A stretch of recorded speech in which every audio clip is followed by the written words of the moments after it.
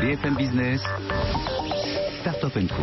Avec Jérémy Lepetit ce soir. Jérémy Lepetit, fondateur de Make Me Stats. Bonsoir Jérémy. Bonsoir. Qu'est-ce que c'est que cette histoire-là?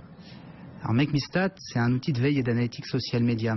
Alors pour la petite histoire, c'est un projet qu'on porte depuis 2012, donc ça fait un peu plus de 3 ans maintenant, et ça résulte comme souvent d'un constat simple, c'est que quand on a voulu s'équiper nous-mêmes d'un outil de veille et d'analytique social media, on s'est rendu compte qu'on ne trouvait pas chaussure à notre pied et que finalement il fallait peut-être chercher ailleurs. Et puis surtout, on s'est rendu compte à ce moment-là qu'il n'y avait pas d'acteurs français, il n'y avait pas d'outils de veille et d'analytics made in France. Et finalement, on était tributaire des outils qui étaient mis à disposition par des tiers. Vous analysez quelles données et pour le compte de qui là? Alors, on analyse des données de tout type, et principalement aujourd'hui sur 3 API qui sont Facebook, Twitter et YouTube, Twitter et Instagram, et bientôt arrivera également YouTube sur la plateforme. Oui. Pour qui? Principalement aujourd'hui pour des grands comptes, mais la plateforme a 2 volets. Elle a un volet en accessibilité libre, freemium, qui permet à n'importe quel utilisateur qui a un besoin de monitorer, d'effectuer sa veille ou tout simplement d'effectuer un suivi analytics de ses comptes sur ces différents réseaux.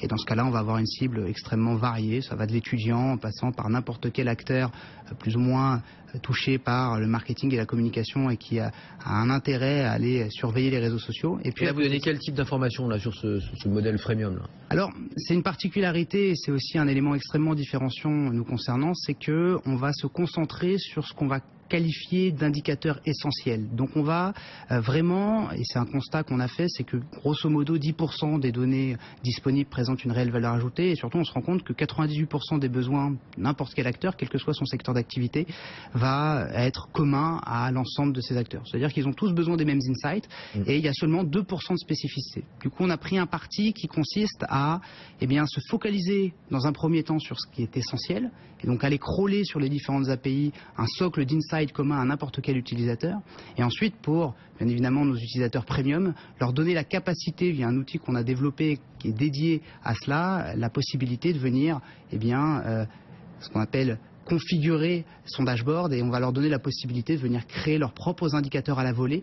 Donc on va les laisser finalement aller ajouter des facteurs qui sont disponibles sur les différentes API, les multiplier, les additionner, les diviser et créer ainsi finalement un dashboard qui leur est spécifique. Vous dites que vous êtes le seul, en tout cas j'imagine en France, peut-être même face à vos grands concurrents qui peuvent être américains ou autres, à pouvoir corréler la performance de la marque avec l'expérience utilisateur. Oui. Très concrètement, parce que là il faut vous expliquer, là il faut prendre des exemples, sinon on va accrocher, là. Ça induit une nouvelle dimension à la veille. On apporte ce qu'on appelle nous la veille expérientielle en plus de la veille statistique. Aujourd'hui on a des outils de veille statistique qui principalement tournent autour du listening et qui permettent d'avoir une visibilité sur les performances statistiques des différents acteurs sur les réseaux sociaux. Nous on apporte cette notion de veille expérientielle. Alors qu'est-ce que c'est que la veille expérientielle? Finalement c'est toutes les actions de marketing viral. Et Dieu sait qu'elles sont particulièrement éphémères sur les réseaux sociaux. On considère que 85% des actions de marketing viral sont éphémères, donc disparaissent extrêmement vite. Un tweet, ça dure 4 heures. La durée de vie d'une publication sur Facebook, c'est 14 heures.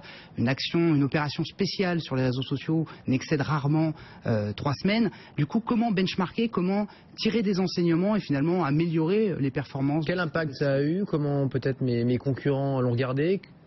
Quelle activité eux-mêmes ont fait? Est-ce que ça a marché, pas marché? Exactement, c'est ça, c'est répondre à cette question du comment. Comment est-ce que tel acteur, et je vous mets au défi pour n'importe quel compte aujourd'hui en présence sur Facebook, Twitter ou Instagram, de m'expliquer comment est-ce qu'ils ont fait pour en arriver là où ils en sont, quelles sont les actions qu'ils ont pu initier par le passé. Aujourd'hui, on n'a pas cette capacité d'analyse a posteriori puisque tout disparaît très très vite. Et puis c'est un a posteriori qui est très rapide. Du coup, on donne et on offre à travers Make Me Stats cette capacité de venir agréger du contenu et finalement, comme on est sur un socle qui est collaboratif, tous les utilisateurs peuvent ajouter des événements, ajouter des faits marquants et vont finalement compiler une base de connaissances qui va devenir commune à l'ensemble des utilisateurs de Make Me Stats. Et c'est là où ça devient très très fort et très puissant, c'est qu'on va pouvoir revenir en arrière pour expliquer comment est-ce que finalement cet insight, cette courbe qui monte, qui descend, comment et pourquoi elle monte et elle descend. Là aujourd'hui où via la plupart des outils de veille d'analytics, j'ai des courbes mais je n'ai aucune information sur pourquoi est-ce qu'elles montent et pourquoi est-ce qu'elles descendent. Bon, et pour en savoir plus, ça, évidemment, il faut aller tester. Make Me Stat, pour voir un petit peu comprendre sa présence sur Instagram, sur Facebook, sur Twitter. Et demain, vous l'avez compris, hein, pour la vidéo, parce que c'est le gros truc qui monte, qui intéresse Facebook et évidemment depuis 10 ans YouTube. Donc ce sera YouTube, Facebook, vous êtes déjà présent. Exactement. Merci beaucoup Jérémy. Jérémy Le Petit, Make Me Stats avec nous dans Startup Co ce soir sur BFM Business. Courte pause. On file à New York dans un instant avec Jean-Bernard Caillier. Jean-Bernard, ce soir, qui se penche à nouveau sur les GAFA, le plus gros d'entre eux, Apple. C'est juste après ça.